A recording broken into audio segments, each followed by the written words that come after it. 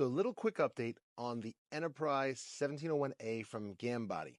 I printed a lot of the secondary hull. I printed some other pieces like the warp nacelle legs, arms, whatever you want to call it. I can't think what they're called off the top of my head. And today, or last night, I started to print part of the saucer section. So it's a quarter of the saucer section, if I'm not mistaken. Yeah, it's a quarter of the saucer section. We're going to take off the build plate and take a look, see if we get a good crack. Oh, yeah. Hold on. Always hard to do this one-handed. Hold on. Officially off the build plate. Check it out. I didn't take the supports off yet, but look at the detail. Look at that.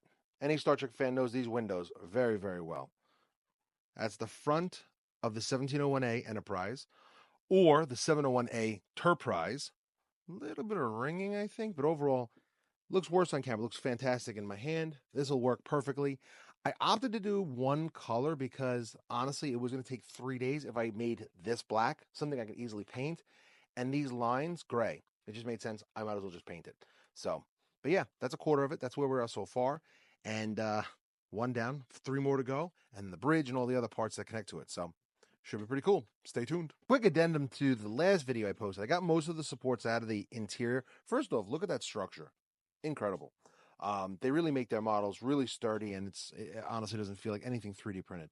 But I got all the supports out for the most part, and you got to see something. Check this out. If you don't immediately hear the Star Trek song, you don't hear those trumpets, you're not a fan. Look at this. I mean, you could just feel it. How freaking cool. I mean, just wow. I can't wait. Now I want to run off the rest of the saucer section just to get it done because this looks freaking sweet. So, more to come.